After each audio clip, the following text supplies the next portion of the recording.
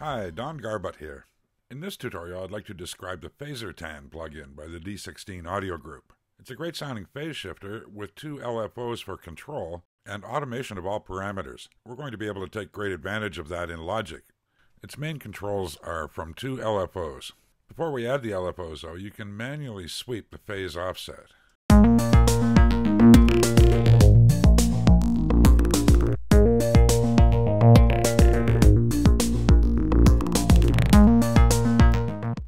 Phase shifting is typically created by using all-pass filters. These filters preserve the amplitude of the signal but shift the phase. The term stages refers to the number of all-pass filters used. Adding more stages adds more cancellation notches.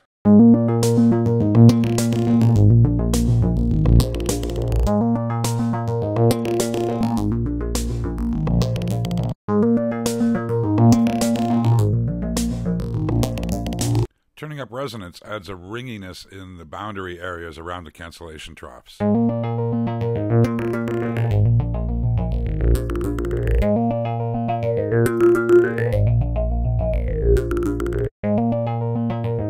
The onboard modulation options are 2 LFOs. You can run them unsynced or you can sync them in various references to the click. So it's kind of standard LFO stuff with the sample and hold option down here. They work independently, so you can set them up quite differently to get an interesting result. Check this example.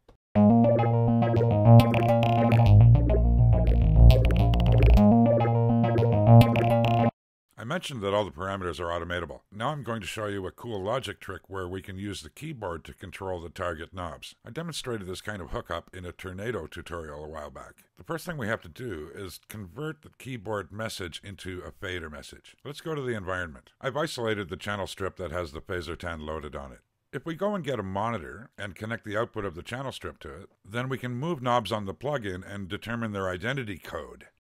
Logic can do this for any plugin or instrument that's automatable. So for instance, the depth knob. What we want to do now is convert the keyboard messages into fader type messages on channel 3 and fader parameter number 4. We can do that with a transformer. Before we do that though, we're going to want to record those messages on a track in Logic. So we'll first create a track object that we can record those messages on. The simplest one to use is the one called Instrument. I'm going to rename it Fazortan Messages.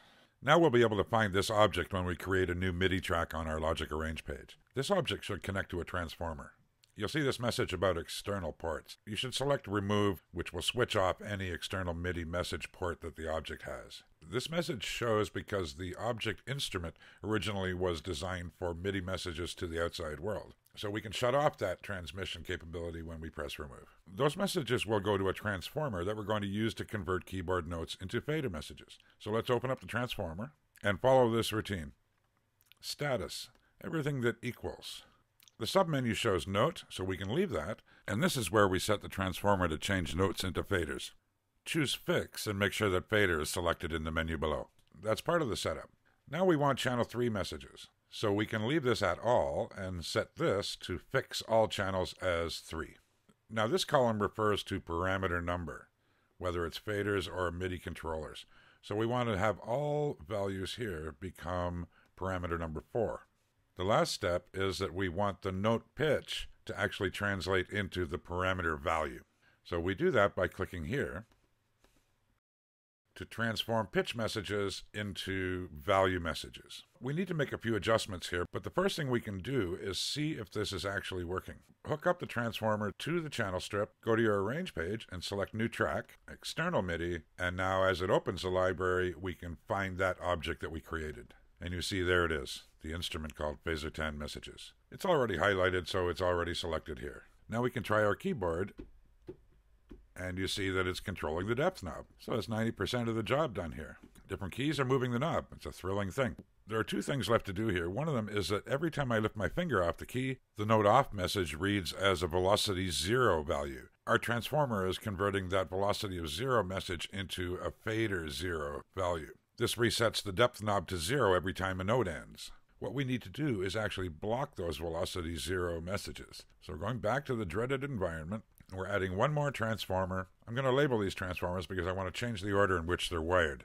I'll call this one Note Off Block. And I'm going to change the order of these messages because I want to deal with the Note Off message before it's been transformed into a fader message.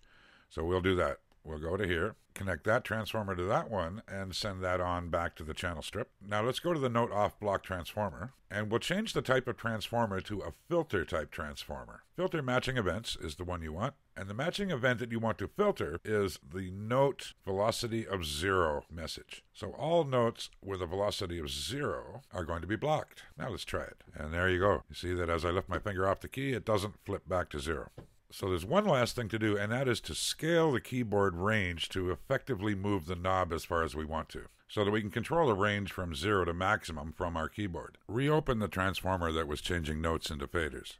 So what we're actually going to do is scale these messages. Adding a value here amplifies the range of the key. So tweak the range multiplier and adjust the offset to shift the range into the right area. Watch how the knob moves as you play different keys.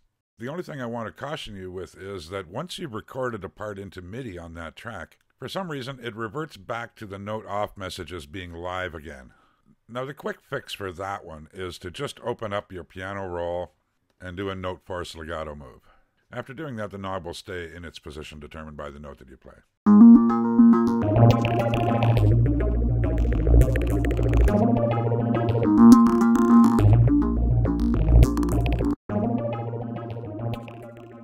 So that's it for the keyboard control of the parameter knobs of the Fazortan. In part 2, I'm going to show you how to control these knobs from the LFO tool. It generates MIDI messages as well as being an excellent filter processor. We're going to use it for its MIDI control capabilities. I hope you enjoyed this tutorial, and I hope you watch part 2. Don Garbutt signing off.